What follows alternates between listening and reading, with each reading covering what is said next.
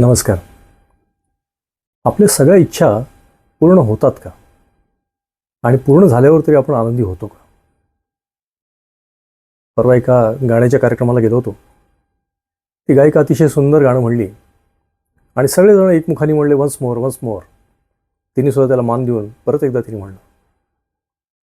पण त्यानंतर सुद्धा प्रेक्षक म्हणत होते की अरे इतकं छान मैफिल जमली आहे की असं वाटतं की हे संपूच नाही. म्हणजे मैफिलीच्या शेवटी सुद्धा समाधान नव्हतं. एक माणूस असतो, त्याचं तेलाचं मोठं गोडाऊन असतं आणि दुर्दैवाने तिच्या गोडाऊनला एकदा आग लागते. याला कळत नाही काय करावं. तर शेजारी 2-3 तेलाची पिपं पडलेली असतात. त्या पिपातनं तेल काढून काढून तो त्या आगीत टाकत असतो. आग अगोदरच भडकवत जाते.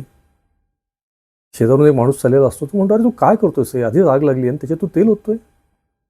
तर हा माणूस म्हणतो की अरे मला असं वाटतं की तेल ओतल्यानंतर त्या आगीचं कधीतरी समाधान होईल आणि ती आग विझली जाईल. तो माणूस म्हणतो, अरे वेड्या माणसा, आगीमध्ये तू किती तेल टाक, ती कमी होण्याच्या जागी वाढतच जाणार आणि किंबहुना तुलासुद्धा ती आगीमध्ये भस्मसात करून टाकेल.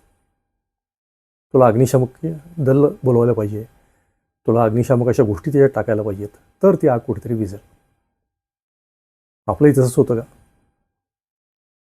गरजेपेक्षा जास्ती आपण इच्छा बाळगतो. मोठी यादी असते आपली, ती पूर्ण करण्याचा प्रयत्न करतो. इच्छा पूर्ण झाली नाही की मग अस्वस्थ वाटायला लागतं. राग येतो इच्छा पूर्ण नाही झाली की. पर पूर्ण झाली तर अजून पाहिजे वाटतं. जसं त्या आगीत तेल ओतल्यासारखं परत ती आग अजून वाढायला लागते आणि समाधान कधीच मिळत नाही. पण होतं का?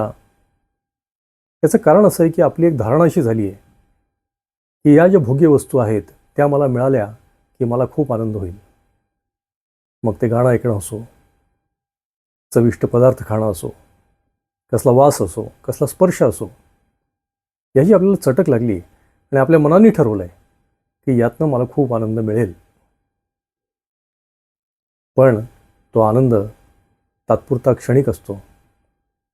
त्यांनी समाधान तर होतच नाही आणि परत आपण असमाधानी राहतो.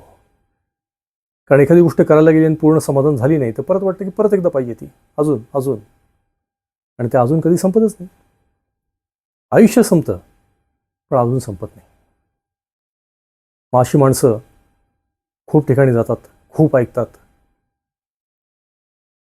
खूप ठिकाणी भेटी देतात, खूप पदार्थ खाऊन बघतात, पण त्यांच्या आयुष्यामध्ये अस्वस्थता असते, आनंद येत नाही. मग याला पर्याय काय? तर मनात आपण ही धारणा धरून चालली पाहिजे की हे जे आपण बाह्य भोग भोगतोय त्यातनं आपल्याला शाश्वत समाधान कधीही मिळू शकणार नाही. आणि आपला जो समज आहे की इच्छापूर्तीनंतर आपल्या इच्छा कधीतरी पूर्ण होतील, हा वेडेपणाचा समज आहे. आपलं आयुष्य संपेल पण या इच्छा संपणार नाहीत. एकदा मनाने हे पक्क केलं की आपल्याला इतर गोष्टीतला आंतरिक आनंद शोधायची सवय लागेल आणि जसं जसं आपल्याला आंतरिक आनंद मिळायला लागेल तसं इच्छा आपोआप संपायला लागतील.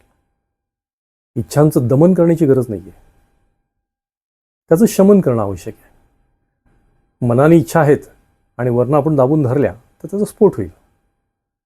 पण त्याच्यापेक्षा मनाला समजावून आपल्या बुद्धीनेच आपण हे समजून घेतलं की अरे आपल्याला यातनं समाधान मिळणार नाही आहे बरं का, तर आपोआपच आपल्याला त्या इच्छा कमी होतील. जसं एखाद्याने चांगलं पाणी पिण्याची त्याला सवय लागली की आपोआपच त्याचं गटारीचं पाणी पिणं बंद होईल. पण ज्याने चवच घेतली नाही कधी चांगल्या पाण्याची, त्याला गटारीचं पाणी छान वाटतं.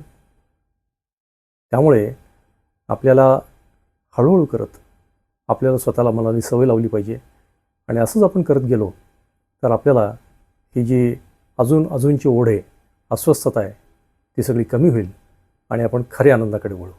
नमस्कार.